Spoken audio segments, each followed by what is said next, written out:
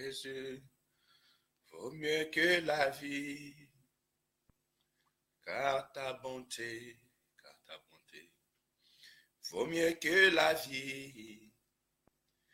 Mes lèvres célèbrent tes louanges,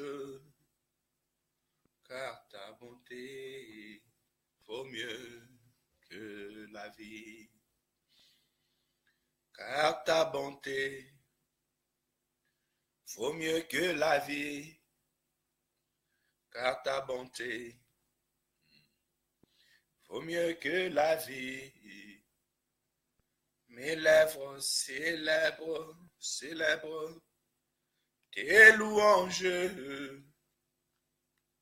car ta bonté vaut mieux que la vie.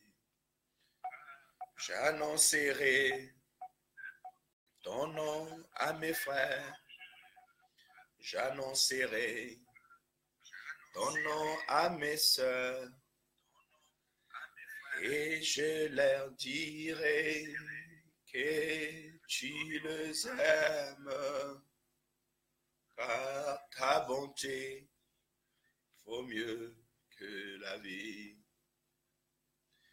J'annoncerai ton nom à ma sœur, j'annoncerai ton nom à mon frère. Oui, je leur dirai que tu les aimes, car ta bonté vaut mieux que la vie. Alléluia. Oui, la bonté de l'Éternel vaut mieux que la vie, parce qu'il renouvelle sa bonté dans nos vies tout le jour que nous voyons le soleil s'élever. C'est par sa bonté que nous tirons la vie. Donc, aussi longtemps que la bonté de l'Éternel va se manifester dans nos vies, c'est ainsi nous pourrons parler, nous pourrons proclamer sa grandeur, nous pourrons témoigner de son amour.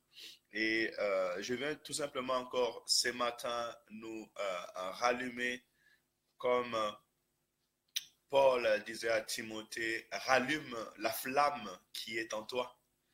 Et je viens aussi envers toi, mon frère, ma soeur, tous ensemble, que nous puissions nous lever encore le matin et glorifier le nom de l'Éternel, tourner nos regards vers lui, prier, partager ces instants glorieux en attendant le jour de gloire qui nous permettra d'être devant sa face sans cesse pour le célébrer pour tout le temps. Parce que je sais que devant son trône, tellement sa lumière est éclatante, tellement sa gloire est éclatante, il n'y aura pas de ténèbres. Mais nous célébrerons dans l'éternité notre Dieu.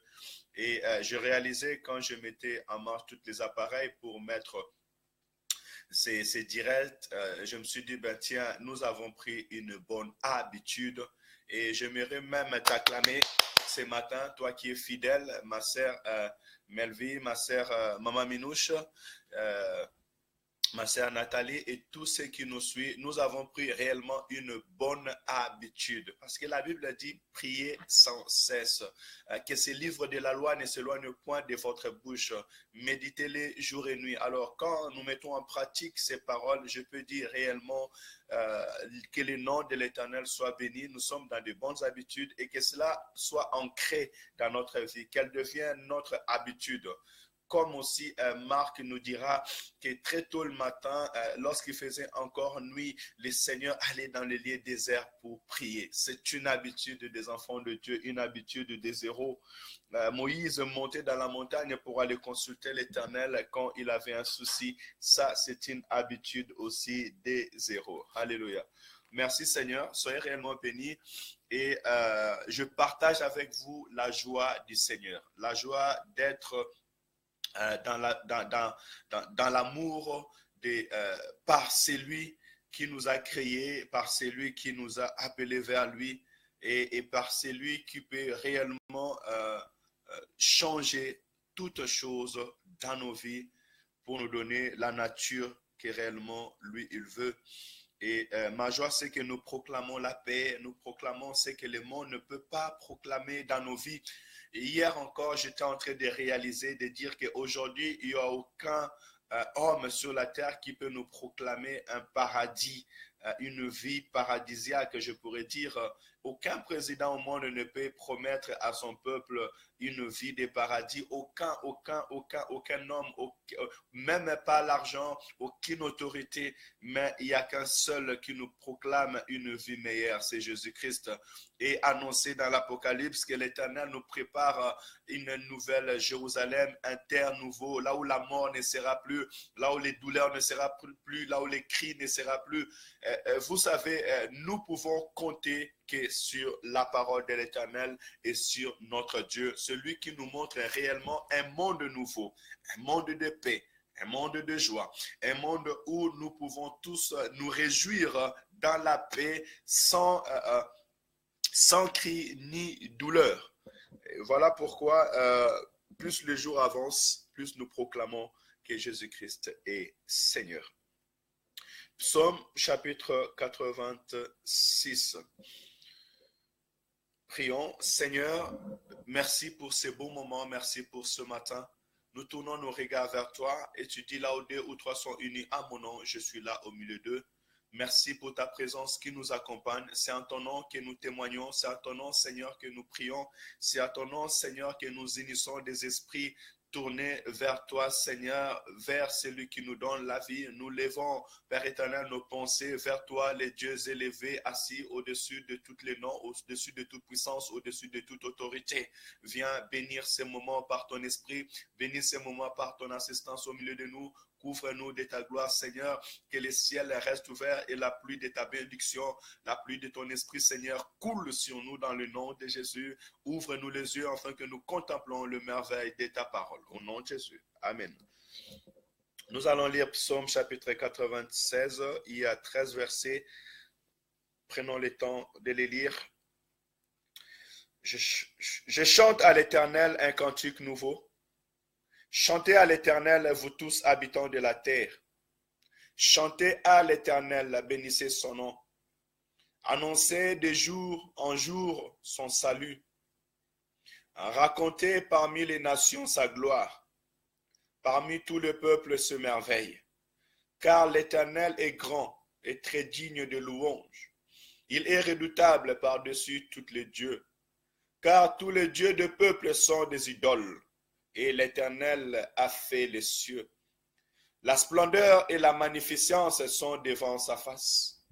La gloire et la majesté sont dans son sanctuaire. Famille de peuple, rendez à l'Éternel gloire et honneur. Rendez à l'Éternel gloire pour son nom. Apportez des offrandes et entrez dans ses parvis. Prosternez-vous devant l'Éternel avec des ornements sacrés. Tremblez devant lui, vous tous habitants de la terre. Dites parmi les nations, l'Éternel règne. Aussi le monde est ferme, il ne chancelle pas. L'Éternel juge le peuple avec droiture.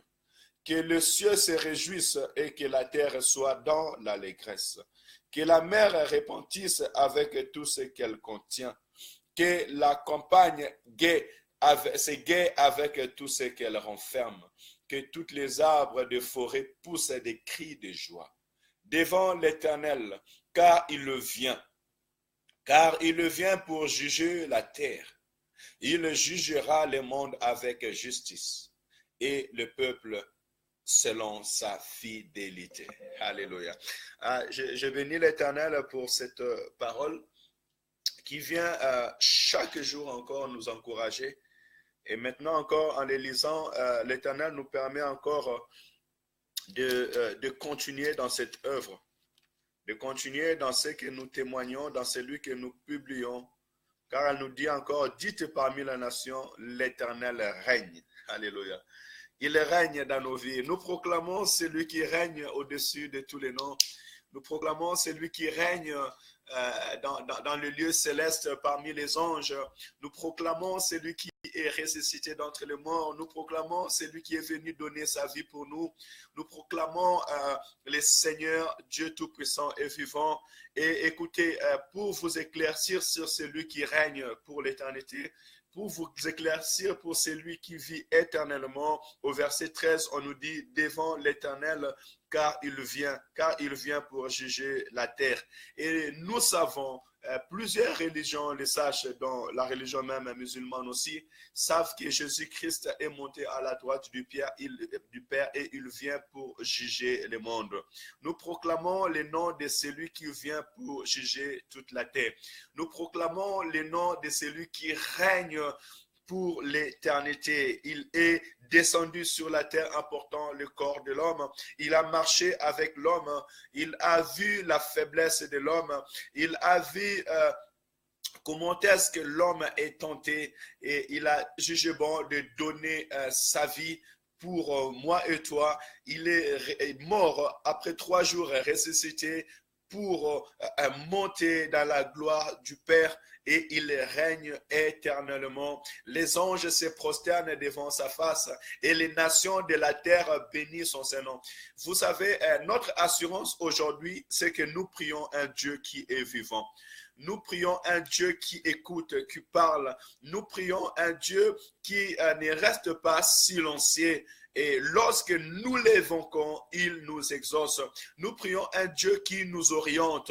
Nous prions un Dieu qui nous avertit des choses à venir. Or, celui qui peut avertir des choses à venir, c'est celui qui a la sagesse et l'intelligence. C'est celui qui voit plus loin. Nous voyons même dans les recherches, ils font des recherches pour 10 ans, 20 ans à venir. C'est l'ensemble des personnes qui sont réunies, qui sont en train de réfléchir profondément pour pouvoir voir en avance ce qui peut arriver ou bien ce qu'ils peuvent faire. Or, notre Dieu est celui qui donne la sagesse aux sages. Il est celui qui donne l'intelligence à l'homme intelligent. Il est celui qui sait réellement qui est intelligent ou pas. Et je bénis l'Éternel parce que ce matin, nous pouvons proclamer son amour, proclamer son autorité, surtout proclamer sa seigneurie. Réveillez-vous et retournez encore dans le sens. Comprenez que s'il y a des présidents sur la terre, s'il y a des autorités sur la terre, mais il y a un Dieu qui est au-dessus de tous les présidents, il y a un Dieu qui est au-dessus de toute autorité, il y a une puissance qui est au-dessus de tout règne. Voilà pourquoi toute autorité peut se lever dans ce monde, mais elle s'éteindra. Toute autorité peut prendre possession, mais elle s'éteindra. Les lois sont votées, mais les lois sont anéanties. Mais l'Éternel, notre Dieu, lui règne aujourd'hui, demain et pour l'éternité. Et je peux te dire qu'il y a quelqu'un qui a l'autorité sur ta vie, il y a quelqu'un qui a l'autorité sur ta famille, il y a quelqu'un qui a l'autorité sur des personnes qui pensent avoir l'autorité sur toi, sur ta famille ou sur ta nation. Voilà pourquoi il est écrit que le cœur des rois sont entre ses mains. Et un grand armée ne peut pas sauver le roi de la mort. Pourquoi? Parce que celui qui détient le souffle de vie, il est au-delà de médecins, il est au-delà de médicaments, il est au-delà de toutes les cures qu'on peut te donner. Il est au-delà de toutes les paroles humaines. Je bénis l'Éternel pour cela parce que même ceux que le monde ont condamné, lui, il a l'autorité et le pouvoir de leur donner la vie. Il a l'autorité et le pouvoir de leur guérir de toutes leurs maladies. Il a le pouvoir et l'autorité de leur prolonger la vie. Il ressuscite même les morts. C'est celui-là que nous présentons ce matin. Le Seigneur, notre Dieu et notre Roi. Il est écrit car tous les dieux de peuple sont idoles et l'Éternel a fait les cieux. Nous ne vous présentons pas une image taillée, mais nous vous présentons un Dieu qui est esprit et réel. Et aujourd'hui, j'aimerais parler à ceux qui adorent les idoles, à ceux qui se sont fait une image, une représentation quelconque pour célébrer. Et je me rappelle que lorsque le Philistin avait pris aussi la tabernacle de l'Éternel, ils sont partis avec en Philistine et ils l'ont mis dans la maison de leur Dieu. Mais la nuit, lorsqu'il s'est réveillé, il voyait que leur statue était tombée devant la face de l'Éternel, notre Dieu.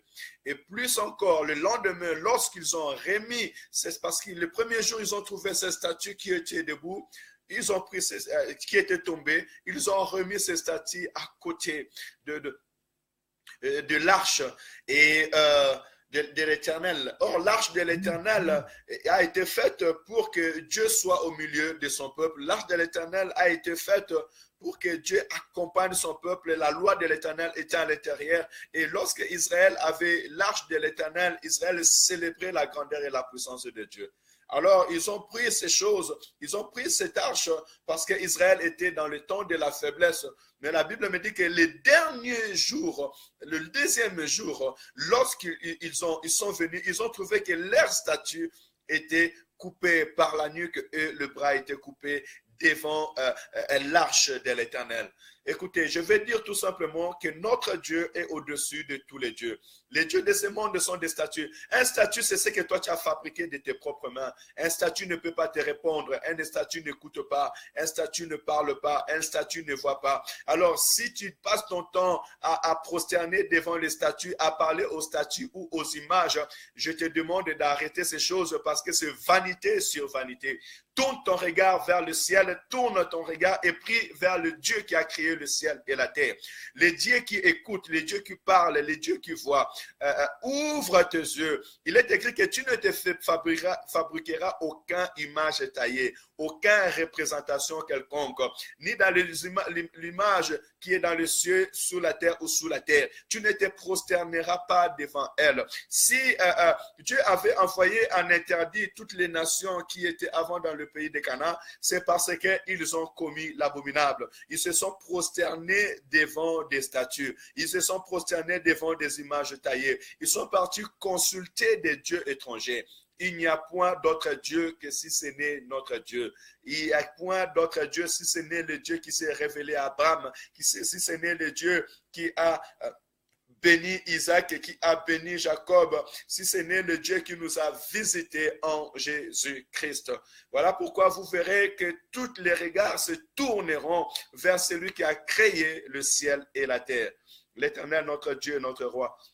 Et abandonner les idoles. Les idoles aussi aujourd'hui peuvent être dans le même système que ce monde. Des gens qui commencent à regarder une autre personne plus que Dieu lui-même. C'est lui qui commence à donner son espoir et son espérance à une personne au lieu de donner l'espoir et l'espérance à Dieu. Et combien de gens sont tombés aujourd'hui des idoles? Ils suivent par le vent, ils suivent par des sentiments, mais ils ne regardent pas l'Éternel, leur Dieu. Leur cœur n'est pas tourné vers réellement l'Éternel. Vous savez, Israël était en train de suivre Moïse et lorsque Moïse est monté pendant 40 jours, ils ont fini par se prosterner devant un statut, un veau d'or. Pourquoi? Parce qu'ils n'avaient pas connu le véritable Dieu. Parce qu'ils n'avaient pas connu le Dieu qui leur a délivré. Tu ne viens pas à l'église à cause d'un homme. Tu ne vas pas prier pour un homme. Et quand tu vas à l'église, tu ne regardes pas l'homme, mais tu regardes celui qui l'a créé. Tu regardes celui qui l'a envoyé. Et je conseille au peuple de Dieu réellement de tourner vos regards vers l'Éternel. Entrez en contact au Dieu que l'homme de Dieu vous annonce ce matin et dans tout lieu où vous êtes, cherchez plutôt à connaître ce Dieu. Et nous avons vu même que Aaron, les frères de Moïse, avait cédé à cette tentation de peuple et dire Israël, voici votre Dieu, pour dire qu'il n'avait pas entré en contact réellement avec ce Dieu-là. Il y a beaucoup de hommes qui ne sont pas réellement entrés en contact avec le véritable Dieu. Voilà pourquoi ils sont en train de pratiquer. Hier encore, j'imaginais et je voyais que des mondes sont en train encore de pratiquer des choses de Dieu étrangers. Par exemple, Élie et les prophètes de Baal. Les prophètes de Baal sont en train de se frapper, de pleurer. Les sangs commencent à couler sur eux. Et pourquoi? Parce qu'ils cherchent à invoquer l'Éternel. Or, Élie a jeté de l'eau sur les bois et a invoqué l'Éternel et le feu est descendu. Vous savez, il y a d'autres actes que les nations font que des gens font qui montrent réellement qu'ils sont encore dans les ténèbres, qu'ils n'ont pas encore réellement connu le Dieu véritable. Le Dieu véritable dit, invoque-moi, je t'exaucerai. Je te montrerai des choses cachées que tu ne connais pas. La connaissance de ce Dieu qui éclaire ton chemin, qui te montre l'avenir et qui t'arrache des dangers. Vous savez, celui qui a Dieu, il est semblable à ce Joseph, avant même que Pharaon... Hérode commence à tuer les enfants. L'ange est venu à Moïse, à Joseph, et lui a dit, prends l'enfant, va avec lui en Égypte, parce qu'il y a l'ennemi qui veut tuer l'enfant. Et lorsque ces événements sont passés, il est venu encore dire à Joseph, retourne maintenant avec l'enfant et sa mère, car celui qui cherchait à combattre l'enfant ne plus. C'est ce Dieu-là que je vais vous annoncer ce matin. Celui qui est au contrôle non seulement de toi, mais il est au contrôle de toute une nation, de tout un pays, et c'est celui qui peut réellement t'arracher de tous les dangers. Réveille-toi, toi qui dors. Sors dans les idoles, dans l'idolâtrie. Sors dans ce qui est, dans ce qui n'a pas de vie. Mais viens et tourne ton regard vers celui qui a créé le ciel et la terre. Un Dieu puissant et glorieux. Vers celui qui t'a créé, vers celui qui t'a donné la faculté de penser et la faculté de parler. Et au verset 13, il nous dit, devant l'Éternel, car il vient pour juger la terre.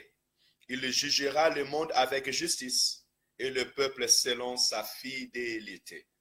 L'Éternel que nous prions, l'Éternel que nous élevons, il vient. Comprenez bien que lorsque je dis éternel, je dis pour celui qui vit éternellement. Et aujourd'hui, celui qui vit pour éternellement, je sais que c'est Jésus-Christ. Il n'y a pas d'autre qui vit éternellement. Élevé à la droite du Père, il règne pour l'éternité. Et l'ange montrera Jean et dira que je vis au milieu du trône, sur le trône, au milieu du trône, l'agneau qui était immolé. L'agneau de Dieu, celui qui est mort sur la croix pour nous, qui est ressuscité le troisième jour et qui vit pour l'éternité, c'est lui qui vient. Jésus-Christ revient. Là, le psalmiste est en train de parler, il n'a même pas physiquement vécu la venue de notre Seigneur et Sauveur Jésus, mais l'Esprit de l'Éternel le saisit et il annonça déjà des choses à venir. C'est lui qui vient pour juger la terre, c'est vers celui-là que nous tournons nos regards. Vous savez, lorsque tu vas vers le juge, même dans un tribunal de grandes instances, souvent tu prends les avocats parce que tu ne maîtrises pas la loi, parce que tu ne maîtrises pas tout le code civil et tu cherches un avocat pour appuyer ton dossier, pour te défendre. Mais toi, homme, on te dit aujourd'hui que Jésus-Christ revient. Pourquoi ne pas regarder vers lui? Quelle est la loi qui te permettra de tenir devant sa face? Quelle est la parole, les paroles que tu pourras tenir devant son trône? Qui pourra être déclaré digne devant la face de l'Éternel? Tu rejettes la parole aujourd'hui, tu rejettes la vérité aujourd'hui, tu ne cherches pas à entrer en contact avec cette personne. Mais la loi qui nous sauve devant lui, il dit tout simplement qu'à tous ceux qui l'ont reçu, à tous ceux qui ont cru en son nom, il leur a donné le pouvoir de devenir enfants de Dieu. Et ceux-là, ils culte des jugements à la vie. Vous savez, devant la splendeur de Dieu, la gloire de Dieu, la puissance de Dieu, le monde se prosterne par terre. Qui es-tu, ô homme, qui pourra parler devant Dieu? Qui es-tu, ô homme, qui pourra te tenir devant l'Éternel, devant son tribunal saint? Il n'y a personne qui pourra répondre un mot. Parce qu'en réalité, en l'homme, ce n'est que péché, ce n'est que destruction. Parce qu'en réalité, en l'homme, ce n'est que chair, et chair, ce n'est que faiblesse. Voilà pourquoi nous avons la grâce aujourd'hui de vous annoncer l'Éternel qui revient, qui s'appelle Jésus-Christ. Si tu crois en lui, son sang ôte tous tes péchés et il te rend digne d'entrer dans sa présence. Ça, ce ne sera plus toi qui parleras, mais ça sera lui qui parlera à ta place. Tu auras une mesure gracieuse devant son trône. Tout simplement avec Christ dans ta vie, tu seras présenté devant son trône comme un racheté. Vous qui écoutez ces paroles, restez fidèles parce qu'il jugera avec la fidélité. Il jugera avec droiture. Et ce matin, si je peux t'annoncer encore une bonne nouvelle et que le temps est favorable, de rester dans le chemin du Seigneur, de croire encore à Jésus, de donner ta vie à Jésus parce que c'est lui qui vient juger le monde. Et imagine-toi, sois concret, et que celui qui vient juger le monde, tu ne crois pas à cet homme-là, tu n'acceptes pas cet homme-là. Et je peux encore te donner un conseil. Tu es devant un juge et ces juges a la loi, a le code, et toi tu es contre ces juges, tu es contre tout ce que ces juges est en train de pratiquer, tu es contre toute la parole que ces juges-là a donnée. Mais comment tu vas t'en sortir devant ces juges? Si tu veux avoir une mesure de grâce devant ces juges, si tu veux être sauvé devant ces juges, tu dois te relater selon ses ordonnances. Tu dois conformer ta vie selon sa parole. Et ces juges-là, c'est Jésus-Christ de Nazareth. C'est lui qui jugera les vivants et les morts. Conformez-vous à la parole de Dieu. Vous qui savez cette vérité, marchez selon la crainte de l'Éternel, proclamez ces merveilles. Voilà, c'est l'autorité qui vient du ciel. C'est l'autorité puissante au-dessus de toutes les autorités. Je proclame la grandeur de celui dont les nations tout entières sont en train de se prosterner et glorifier son Saint-Nom. Notre Dieu règne, son règne n'a pas de fin. Il vient pour juger les vivants et les morts. Soyons connectés en lui, vivons selon ses ordonnances et cherchons réellement qu'il puisse nous parler encore aujourd'hui parce qu'il est capable de nous parler. Soyez bénis. Ce matin, c'était la grandeur et la gloire de notre Dieu. Ce matin, nous célébrons celui qui est vivant, celui qui règne. Ce matin, nous célébrons celui qui est ressuscité d'entre les morts. Ce matin, nous célébrons celui qui règne éternellement dans les cieux et qui revient. En fait, nous vous présentons le gouvernement du ciel, l'autorité du ciel, le roi qui vient du ciel. Et pour vous dire encore qu'il y a un royaume puissant, il y a une autorité puissante, il y a une vie réelle que nous ne voyons pas, mais qui est à venir. Et nous nous préparons, nous vous invitons à venir intégrer ce peuple, à venir se prosterner devant ces grands dieux puissants et glorieux. Le fétiche, le vol, comment je peux dire, l'adultère, l'idolâtrie, la sorcellerie, la magie, tout ça n'est rien. Ce n'est que des pièges de l'ennemi pour attirer votre esprit vers le mal et enfin que lorsque le juge apparaîtra, vous ne puissiez pas être sauvés. Mais abandonnez toutes choses et confiez-vous à l'Éternel, notre Dieu. Il sera notre et votre bénédiction. Et à tout son peuple, à tous les rachetés, à tous ceux qui ont reçu la bonne nouvelle, je vous dirai une chose ce matin, accrochons-nous au Dieu véritable, accrochons-nous à sa grandeur et à sa puissance, prosternons-nous avec assurance devant son trône de gloire, parce que notre Dieu vient, il vient pour juger la terre et il vient juger le monde avec fidélité. Crois-moi que ton Dieu est fidèle. Tout ce que tu fais devant son trône, tout le temps que tu passes pour prier, chercher sa face, tu ne les passes pas pour rien. Tout ce que tu fais au nom du Seigneur Jésus, l'Éternel te récompensera. Soyez bénis, merci. Nous allons prier, bénir le nom de l'Éternel, glorifier son Saint-Nom et proclamer encore son règne, sa puissance dans nos vies, autour de nous, dans notre ville, dans notre pays. Seigneur, merci pour ta grâce. Merci parce que tu es vivant dans nos vies. Merci car tu nous as permis de te connaître. Et merci Seigneur parce que tu nous permets de proclamer ton nom au milieu de toutes les nations, de proclamer ton nom Seigneur dans nos familles et de dire que réellement tu es vivant. Nous te bénissons parce que nous pouvons te parler, toi qui es si proche de nous, toi qui vis avec nous, toi qui es à chaque instant au milieu de nous, toi qui es à 0 kilomètre de nous, Seigneur. Merci pour ta présence, merci pour ta bonté, merci pour ta fidélité, merci, tu vis avec nous et nous te célébrons. Nous voulons aussi, Père éternel, proclamer cette richesse au monde, proclamer ce Dieu qui règne, proclamer cette autorité qui règne au milieu Père éternel, des nations et parmi des nations, c'est lui qui tient tout le monde entre ses mains, c'est lui qui ne chancelle point. Béni soit ton nom, le roi des rois soit béni, soit élevé, éternel Dieu qui règne à jamais. Nous te bénissons et nous proclamons tes merveilles, nous proclamons ta puissance. Merci car tu as enlevé, Père éternel, le peuple de l'idolâtrie. Merci car tu as enlevé le peuple de l'ignorance. Merci car tu as délivré des nations de toutes les puissances de l'ennemi. Merci car tu es en train de régner au milieu de nous. Merci car le peuple tout entier sont en train de tourner les regards vers toi pour te célébrer, te louer, t'adorer. Le roi qui règne au-dessus de tous les noms. Les rois qui règnent devant les anges. Les rois qui règnent devant tout esprit. Les rois qui règnent devant toute autorité. Béni soit ton Saint-Nom, au-delà des autorités de cette terre, au-delà des puissances de cette terre, au-delà, Père éternel, des esprits méchants, tu règnes au-delà de toutes choses. Et les esprits se prosternent devant toi. Père éternel, Papa, tout corps se prosterne devant toi et sous ton autorité. Béni soit ton Saint-Nom. Puisque tu reviens, Seigneur, nous tournons nos regards vers toi encore. Nous te demandons de nous permettre de nous conformer selon ta parole, selon tes ordonnances. Nous te prions, Père éternel, de tous toucher nos familles, de toucher ton peuple, Seigneur, à se conformer selon ta parole. Bénis des nations, bénis des pays, bénis la ville où nous sommes, bénis nos familles, Seigneur, que ceux qui te savent pas te savent, que ceux qui ne s'accrochaient pas à ta parole s'accrochent à ta parole.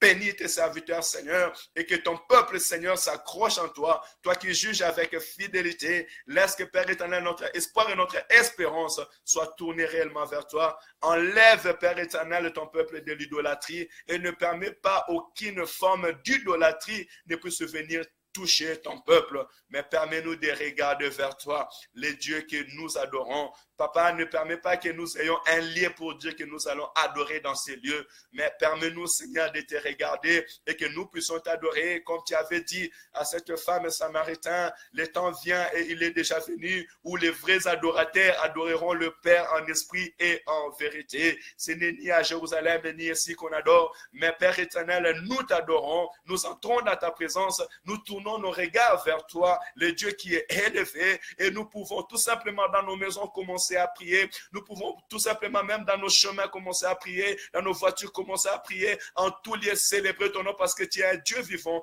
qui nous écoute. Toi qui es esprit et qui règne au milieu de nous, nous ne savons pas d'où les vents soufflent, mais nous savons une chose. Maintenant, à cet instant, Dieu est avec nous, Dieu nous écoute, Dieu nous répond, Dieu nous aime et nous proclamons ta bénédiction dans la vie de ton peuple. Au nom de Jésus. Alléluia, merci. Soyez bénis au nom puissant et glorieux du Seigneur Jésus-Christ. L'Éternel, notre Dieu, est bon. Annoncez la bonne nouvelle de l'Éternel, annoncer le royaume de Dieu, la seigneurie de l'Éternel. Il nous a déjà visités. Le royaume de Dieu s'est approché de nous. Dieu est à tes côtés ce matin. Sois réellement béni parce que l'Éternel est à tes côtés. Marche avec assurance. Ne crains rien. Avance avec l'Éternel parce qu'il est à tes côtés. Il ne t'abandonnera jamais. Il ne nous abandonnera jamais. Nous ne sommes pas de ceux qui regardent les hommes, mais nous sommes de ceux qui regardent le Créateur. C'est lui qui a créé tout homme. Soyez bénis, excellente journée. Notre rendez-vous demain à la même heure. Shalom, shalom.